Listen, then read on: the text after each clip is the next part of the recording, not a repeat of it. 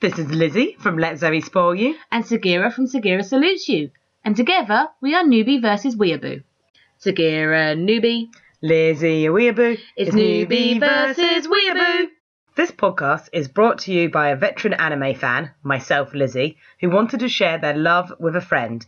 That would be Sagira, who is our newbie. Each week I make Newbie watch an anime film and we discuss it from the points of view of someone who has watched anime for 25 years, did a master's in Japanese culture and spent time in Japan, versus someone who has watched the Death Note in dub. So Sagira, what did you think of the anime you watched today? Here is my synopsis. Little girl cop trying to make it in a giant boy cop world. In other news, piss balls and penises. Basically. Today, we watched a Minion Tank Police. Tank Police! Best opening ever.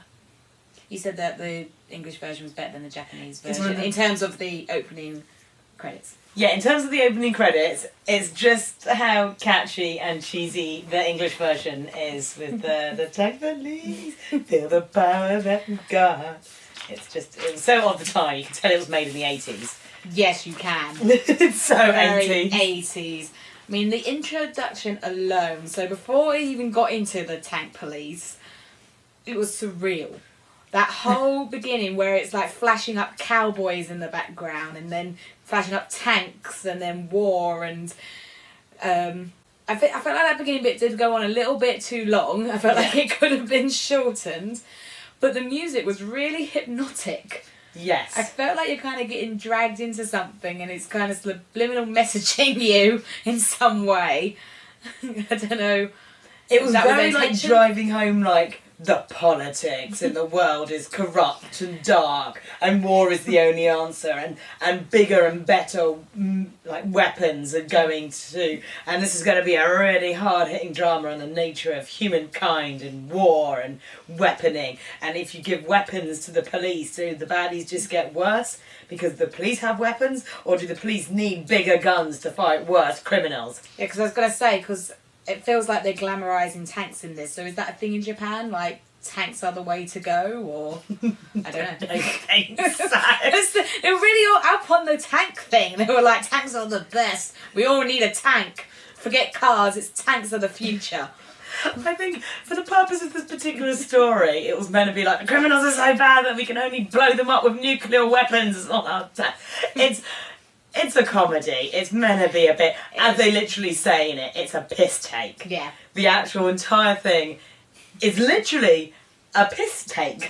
Yeah. The storyline, yeah. Yeah, so it was just basically tanks are pretty much the biggest weapon you can get to drive around and fight crime. And considering crime in the 80s in Japan, like, it was the 90s and the end of the 80s when the economic bubble went doof and crime rates went up. This was kind of like a parody of like, yeah, let's get bigger ways to fight crime. Something I noticed right away, because I'm always one for background imagery, what was with the buildings? They were like blobby and clam looking. And they were made from paper because they all fell really easily. Well, no, the tanks are made of the really hardy stuff. The buildings are made of. It's basically like, because the only thing is like, you know, it's not even a post-apocalyptic world. It's the future, and it really has gone a bit scheisse, really. Well, and the buildings are all like meant to be like, because it's cyberpunk again, so they're semi-bio-organic, and they're just basically made out of recycled rubbish. They look like hemorrhoids. Like, they're really blobby and round and the future melting. is shit. Do you not get the giant metaphor that they're all pretty much living in a colon? I kind of got that, yeah. from the blobby hemorrhoid-looking buildings, yeah. and the cloud of gas Yes. that they were all getting accustomed to. Yes, that's a huge thing with the Japanese, isn't it? Like, I mean, we had it in Battle Angel Alita as well, where there's toxins in the air and they're all going around with the masks and... Because, of course, that's what they do in Japan, isn't it? They all have their little SARS masks on. Yeah, they have that so they don't give other people the colds when they get them. Ah, so it's not for them not to catch it, it's for them not to pass it on. It's out of politeness they Well, wear isn't them. that nice? Why can't we do... Although, working in a school, everyone would be wearing one all the time. The Michael Jackson school. Yeah. The masks are worn for kind of various reasons. It's impolite to cough and sneeze on people. So mask means that if you cough and sneeze, it's kept in. And Japan is very aware of pollution. I think being a country that relies on nuclear power, they know so much about like what happens if nuclear debris gets into the atmosphere. So there's an element of like... We won't stop using nuclear stuff, we'll just put a mask on and everything will be fine. Yeah, basically. I mean, most people, I mean, a lot of Japanese people don't wear the mask. They wear them in condensed cities where the chances of catching a cold or germs off someone else is higher. And if they live very near anywhere, particularly nuclear. Yeah. But, like, they like wear them out in the country and stuff, and like, you know. And also they're a country that really doesn't like pollution.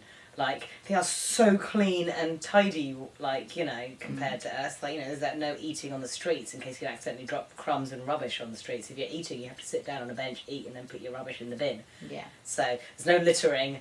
There's none, so, like, yeah. So the fact that the future has gone a little bit tits up and there's pollution in the air is basically their worst fear. Ah, right. Okay. And that's why they portray it a lot in anime then, Yeah. Especially the anime at the time when anime kind of reflected a lot more of their concerns. So I assume that in the original, everyone would talk Japanese. Yes. How do they make the Doctor German? Is that just something that... That's just what British dubs people- did. British dubs were horrendous, but at the same time slightly awesome. They make everyone sound like a freaking stereotype. So Crazy Scientist is a German because he's, you know, experimenting on people. Because even said like My Fuhrer or something like that, and it's like, well, would the Japanese have said that, or? I don't think so. Because that would have implied that he was German. But Yeah. if it's not in their script, then why did they make him German? I don't know why they made him German. The My Fuhrer line is to basically say like the guy was being like really strict, and he was like, you know, so it was less like he was actually calling him the Fuhrer. It was more of the like, you're being a hard ass and therefore I'm going to call you the Fuhrer. But yeah, he's not got a German accent in the Japanese, he's just Japanese. Because I was looking at his badge to see if that gave away a German name, but no, it had nothing to do with his name, that badge. No. So, I was just confused. No, the dub just has some funny, like, stereotyping going down. But for something like this, it kind of works. Like, you know, the preacher sounds like he's doing all that, like, doth is a pleasant day that we must walk underneath God's sky, and stuff like that, and, like, it's just... But the whole thing, it doesn't really help with people's view of the police. Because I know this is meant to be, like you say, it's meant to be a Mickey take and it's meant to exaggerate and everything, but the fact that the first time we see the police, they are torturing a criminal by having him hung with only a small pole to stand on and a grenade in his mouth. Now, people are very, very sensitive about police brutality. And this isn't helping. Well, there's a difference between like how we sense police brutality and Japan senses police brutality, because they don't really have brutality. They're all far too polite about it. The reason the police act like this is it's more implied, and it's the way they hold those banners. The police in this look and act very much like the speed tribes and the gangs that came out of the 80s and the 90s in Japan. Okay. And these were the delinquents and the gang culture and the thugs that kind of like semi-like police their own neighbourhoods and stuff, and would go up against things like other gangs and Yakuza culture and clash with the police a lot. And it's just kind of like, yeah, so the police in this are kind of more like gang culture, rather than, because you see the other police, you see the regular police that are just like, you know, in SWAT cars and things trying to... The tank police are an extreme division created to fight the extreme criminals. It just so happens that they are pretty much just as bad as the criminals with property destruction and torturing. But as they say, it's like, we're doing this because... if we don't, like, the regular police stand no chance against, like, augmented criminals and, like, the hyper-terrorists. Well, the SWAT team are idiots. I mean, they all came along to, you know, capture the bad guys. The two women take their clothes off and that's it. It's like, where were you trained? Were you not prepared for naked ladies? No. That's why you need the tank police, because they're not quite so easily swayed by the jiggling cat girls. Even though there's still... only one woman in the entire policing. Yeah. Like, and this is what I said in the beginning, where it was little girl comes into big man world. It's like, for me, that's very much, obviously this came first, but Zootopia. That's the same. This predates it by about 30 years. Exactly, but it's the same storyline. If you're Yeah. going to compare it to something now, little bunny comes into big city, works in a precinct full of big burly men, Yeah. makes a difference. This little girl comes into tanks, Yeah. makes a difference. It's like, it's the same storyline. Like you say, like 30 years apart. It's, Yeah, that storyline is still, it shows how much the like girl in a man's world has not changed at all. No.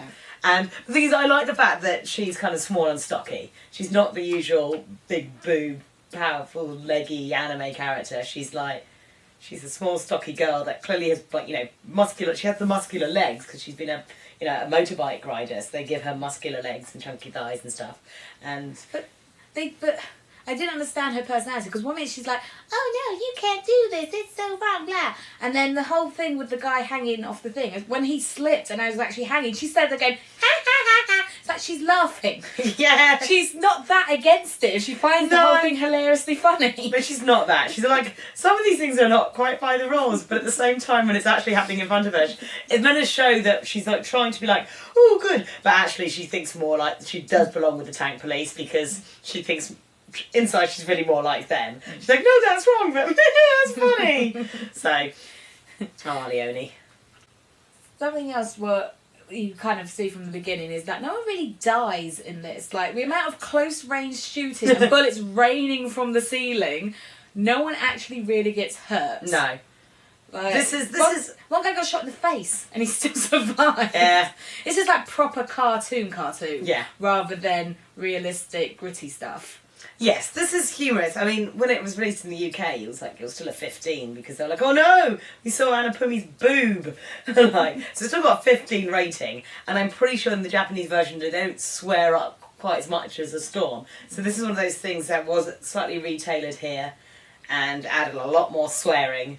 And also the reason it got a 15 rating was for the super weapon that I'm sure we'll talk about much later. Yeah, but it was just like, yeah, it's meant to be a comedy. The person who created Dominion Tank Police is Masamune Shiro, who's the same guy that created Ghost in the Shell. Right. And even you must have heard of Ghost in the I've Shell. heard of Ghost in the Shell, and I know your feelings about the live action one.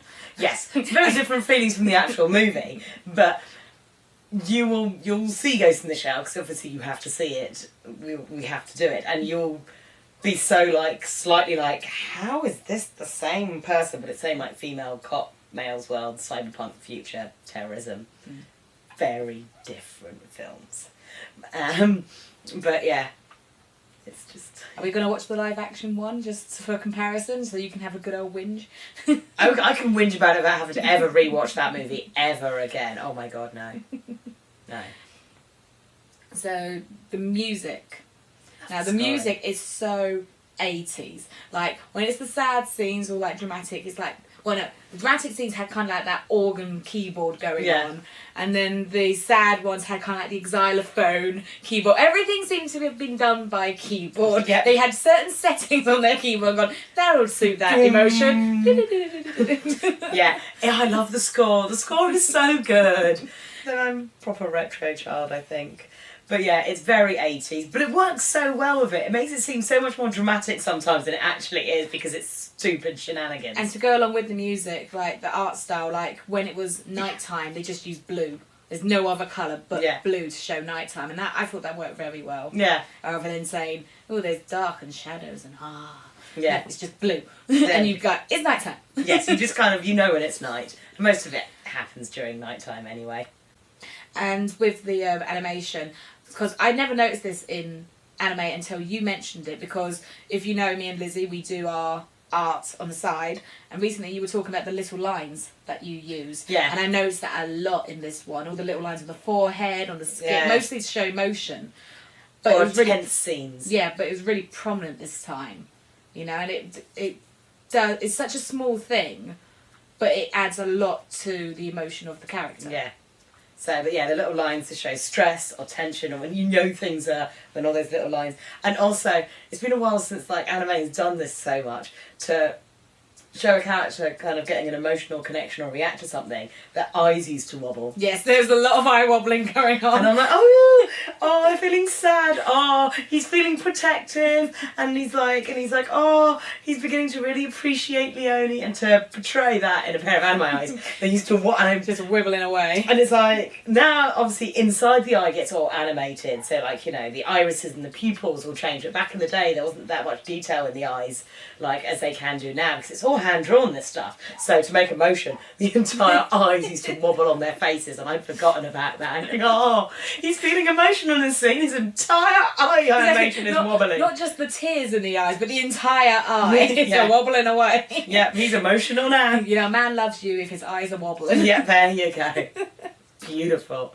Some hardcore emotion there. There was a sudden use of imagery near the end of the first one. It might be the second one, because it's 4 shorts into one that make one big story, isn't it? Yeah, so there's 4 half-an-hour OVAs. We watched the first 2 today because it that was Leonie's story with her and Bonaparte kind of put together. Bonaparte being the tank that she Yes. made, right? Well, there was a sudden change in. I mean, it might not have been so change. It might just be when I first noticed it. But when the big guy whose tank she destroyed, Yeah. he's yelling at her, and she suddenly becomes naked. And she's falling. And obviously that's imagery saying that she's vulnerable and she's embarrassed and she's been stripped naked, etc. But it was just sudden.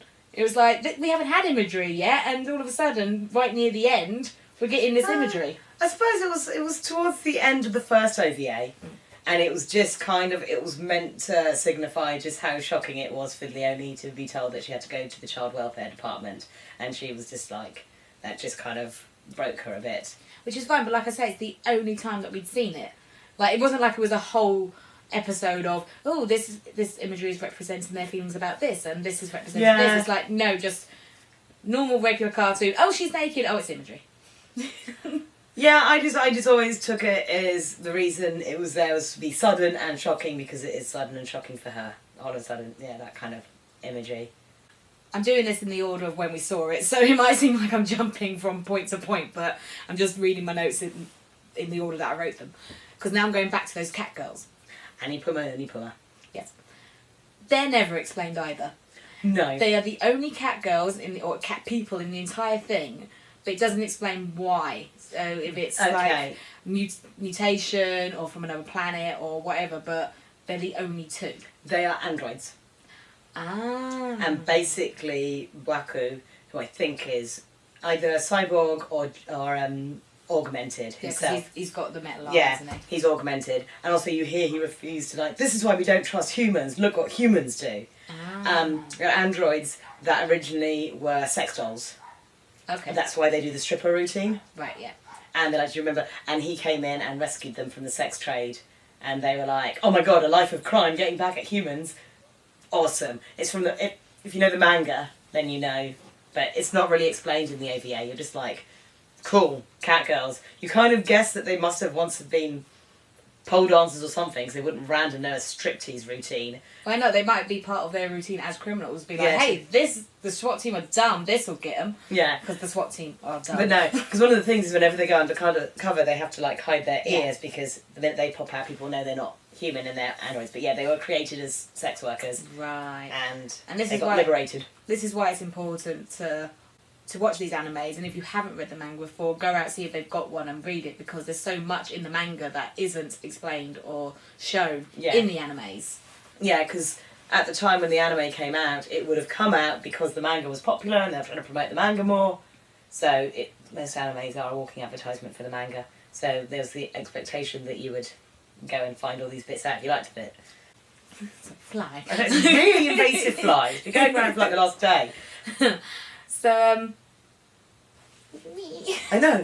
We are really getting lifted off of it, and Peridot will not catch it. She nearly caught it yesterday, and then she let it escape past her. And I'm like, oh my god, kitten, hunt better. near the end, there's the big tank off. Yes. So the bad guys have tanks, the good guys have tanks everywhere. Yeah. You think a building that housed tanks would be better built, just in case. Because right at the end, they just destroy the police station. Yeah. And it houses tanks.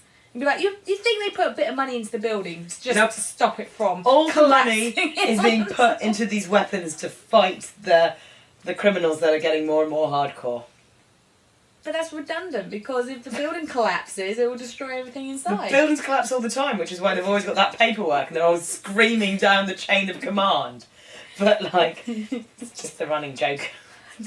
Get used to the fact that they've got absolutely awful buildings in this world. I think that's something that is missing from today's cartoons, is that people don't just see things as cartoons anymore. Yeah. So, like, in this, it's like the buildings fell down. Oh, but the next episode they'll be back up again. Yeah. And no explanation of how they got built so quickly. No explanation of, you know, Taxes. the cost. She said the politician was like, we're going to have to raise taxes. That's fine, but the building will still be made by the next episode.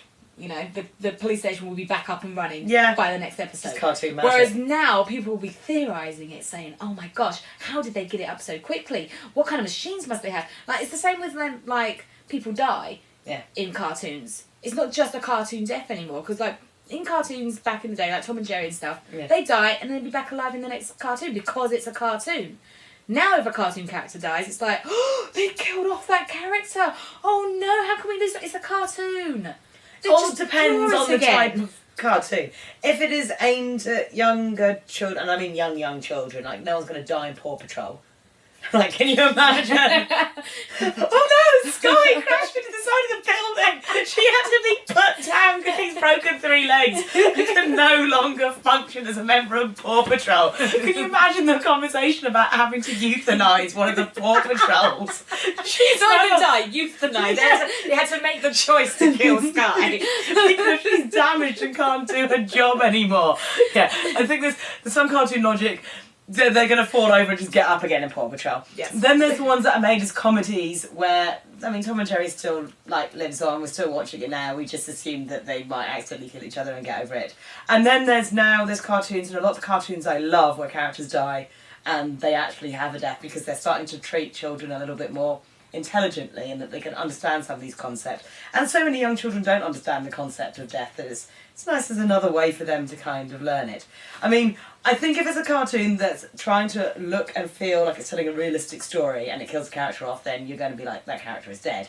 But as I said, if Paw Patrol did it, or some of the really redonkulous things did it. Okay, well, the reason why I bring it up is because, like, recently there's been an advert for the new Super Smash Brothers. Yeah. And in it, Luigi is so he scared. gets Grim Reaper because they're at Castlevania. Yeah, and he turns into a ghost. And then there was this whole, like, thing on Twitter of, Luigi's dead. How could they kill off Luigi? It's like, it's an advert, and he's not real.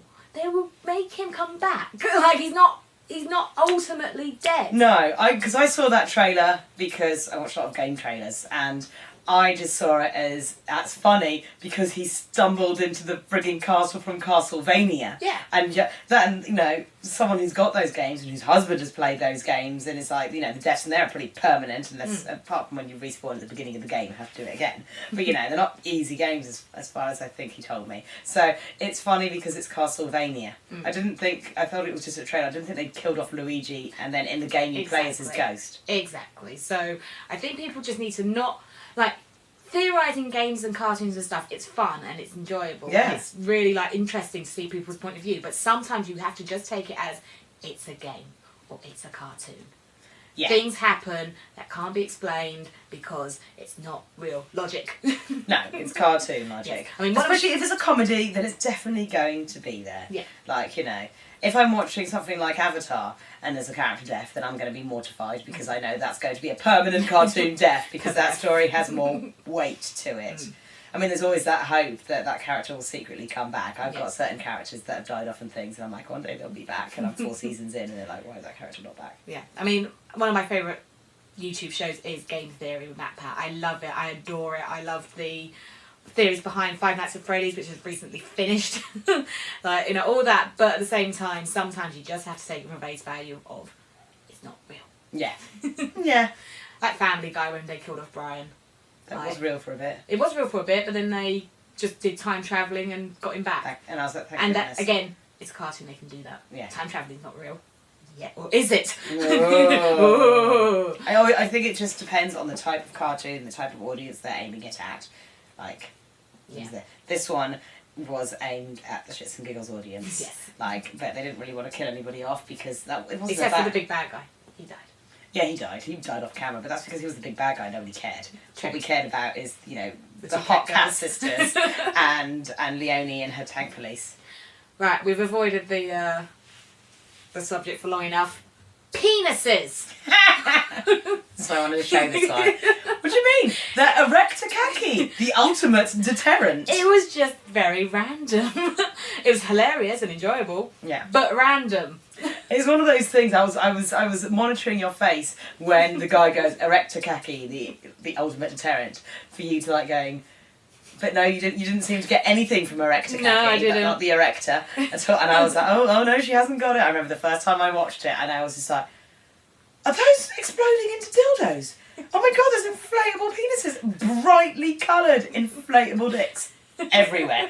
Well, this explains why I got a 15 rating, because I'm sitting here thinking, there's no violence, there's no death, there's a couple of cat boobs, and now there's multicoloured penises littering the scenery. But did they do it for a reason, or was it just to do penis jokes? Penis jokes. Right, yep. Penis jokes. I It was thought as funny. much. Because I love that whole little sequence, because it's not just the erector khakis, it's the bits when one of the tanks jumps over the other one to try and like jump ahead and completely misses the mark and smashes through a love hotel. So the cannon is just smacked between the woman's legs, and she's sitting on the cannon going, oh, have that face of pure ecstasy. And the guy that she's just been shagging is going, how am I going to compete with that? And I'm like, oh my god, that's one of the best lines in the entire thing. So the tone had already been proper lowered. Yeah. And then It turned into something else all of a sudden. Yeah. It's like, oh, cops and law and tanks, penises and orgasmic women and you know, it was done as wow. an utter joke. It was, And it was so left field that it sticks with you, that joke. but it is good because it does, like I said, it changes the whole tone of the Yeah. thing. It's like, okay, this is silly. I Yeah. like that. Yeah, I like it the was silliness. it was hilarious even watching it now, and it's just like all the jokes about like, oh, your girlfriend's gonna help you out of that, oh, they'll come down after a cold shower, I see you've come to the final climax, and it was just like, I mean, because I've been sniggering at like, you know, the piss puns for a little bit. Piss balls. This is a piss tape, and we're just like, yeah, literally, because obviously the plot of it is there's terrorism, is stealing these balls of piss for nefarious purposes. You don't really care what the evil syndicate, the big main plot is. All you care about is the Dominion tank police are vaguely useless and smash through everything, but do get the job done in the end. Yes. And the burglars are actually kind of fun to watch, so you don't mind them getting away with stuff. Yeah. But yeah, Erector Khaki is just hilarious. And also, it's that whole thing that, in all honesty, the best characters in this are the three female characters. They are, yeah. And the guy who's been in charge of the Dominion Tank Police the whole way is going to Leonie that you go to child welfare, there's no place for a woman. Then the tank police are taken out by their own masculinity. They've basically been epic dicks to her the whole way. Yeah. They've been really macho and masculine, and basically their inflated egos got to them, i.e. their inflated dicks got to them. And so the whole tank police were all taken out by literally their inflated images of themselves. Yeah. And there's her, who's small but smart but spunky, that just drives through it at such speed that doesn't matter if the penises are popping up. She's a girl. She doesn't have a penis. She doesn't have an inflated ego. She's just like, she gets the job done and is able to just whiz past them all. And that's by the time she catches up to like the chief and they're all on foot. She's like, how do you like my small tank? And so basically, without even saying it, she does the like, what do you think about me being a girl now? Yeah. And so there is like a metaphor in them using penises and how like, yeah, they let their ego and their dicks get in their way. And then she was just like, bye boys. Same like the fact that the cat girls are the ones that threw dicks everywhere because they were like, well, you were so busy fetishizing us before. Ha ha, your penises got in your way, didn't they? We stolen your piss balls. Off we go. So when did this film come out? This is, I can't remember the exact release date. In the UK, it must have come out late 80s, early 90s. But Dominion Tank Police, I remember it well because it was the first ever anime VHS tape I ever bought. DVDs hadn't been invented. I remember. Stop it. I know. Oh, back in the day. So there was no such thing as DVDs. And I've been eyeing up this section called anime in the HMV in Kingston, and I've been staring at these VHS tapes going, when I'm old enough, when I've got my own money, that's the first thing I'm going to buy. I remember being 14 and getting my first job at like Woolworths, and then I remember turning 15 and going, right, I'm old enough, I have my own money, I'm going to go in and I'm going to buy it. And the first one I bought, I looked at the covers and I went, Dominion Tank Police, that one, that cover there speaks to me. And what was on the cover? Well, it was the two cat girls, Annie Pummer and Annie Pummer, very provocatively dressed, one pretty much like shoving her bum at you and the other one going, these are my boobs. At the time, it was 16 when I openly declared to the world that I was bi, and even then it wasn't me, it was my mate going, you're bi, you like women, because she bought me a picture of Gillian Anderson all in a leather catsuit for a birthday present. She goes, happy 16th, and I was like, oh, I love it, it's so good, and she goes, you're not straight, and I went, no, I'm not. But back a little 15, these very sexy looking cat girls crawling off what looks like an eyeball sofa. I was like, ooh, I want this anime. And like all the other stuff around it looked equally as entertaining, but I really wanted this one. Cat Lady Boobs and Bums. Yes, Cat Lady Boobs and Bums. And then I was like, I am not a straight woman. And what's wrong with that? Nothing at all. My life has changed not in the slightest in the fact that I can appreciate all forms. In fact, I think I now start appreciating too many forms. And I'm just like, oh. We'll have that in a different podcast. Yes. Where we'll delve into our fetishes. Eroticized anthropomorphic animal creatures. You're like, hey, you. Listen out for that podcast. Yeah. That'll be an 80. That would be like, once we start watching Kimono Friends. No, Kimono Friends actually isn't that dodge. Good plug. What shall we rate this out of? Right, I think we should rate it out of erector khakis. Okay, Like, erector khakis. How many inflatable dicks does this anime get? I feel like all my scores are high because the nostalgia in me is pretty high. I mean, this one's got 4 out of 5 just because A, nostalgia, B, the minute it hit, I flashed back and I remembered the entire theme tune. I could sing along still. And I was like, oh my goodness, I still remember this. I actually think the animation looks great with the movement. It looks old, of course it looks old, but it looks great and it's fluid and the scoring's great. And there is a lot more to delve into. It's got a well-crafted world. And it doesn't need a lot of exposition like some of the other ones. As much as I like Armitage, there's sometimes a lot of like exposition. Same like Slayers, there was a lot of exposition. This one didn't give you any exposition. There was just, this is the world, go. There was a bit of like weird surrealism at the building to build up the like, they need weapons to fight criminals. And then it was go. I mean, probably the last point gets lost in the fact that I would like a little bit more plot these days. Like, if I took out the nostalgia, I would be sitting there going, what's going on in the Evil Syndicate? And I also, because I know the manga, I know where the cat girls come from, so I don't lose any information. Yeah. But I think if I'd watched it just now, it would be a little bit more confusing. Mm.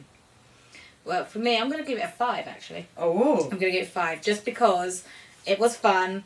The animation was great, and I liked a lot of the jaunty angles that they had. Yeah. Like, did they just move the paper when they were, or did they actually draw it at a jaunty angle? You know, it's good from that way. I like the music, and also I think for me, not knowing the manga isn't that much of a hindrance because A, I can go out and read the manga. It makes me want to go out and find out more. Yeah. But also, like when you told me that they were androids, it's like, oh, so it was like another intriguing thing on top of an already intriguing thing. Yeah. So, I mean, like, it's got lots of questions in it that you want answered, and to do that, you need to explore it more. Yeah. And that's what makes a good series or film or franchise. Yes, gets you excited for it. I mean, there's another 2 episodes of this, and then a few years later, they made New Tank Police, so it got another 10 episode like run. Jeez. So it got pretty popular in its time. I mean, we all loved it. Yeah. But it just had the world's greatest opening. Tank Police. Oh, so good. I'm going to be singing that forever now. Wonderful. You're going to be driven insane by that now. Hope you enjoyed the episode. This is Lizzie from Let Zoe Spoil You signing off. And if you did like what you heard and want to hear more from me, you can find me as Let Zoe Spoil You on YouTube, Instagram, Tumblr and Twitter. And if you'd like to know more from Sagira, you can find me on YouTube, Tumblr and Twitter. But for now, this is a weeaboo saying Janny. And Newbie saying, see ya!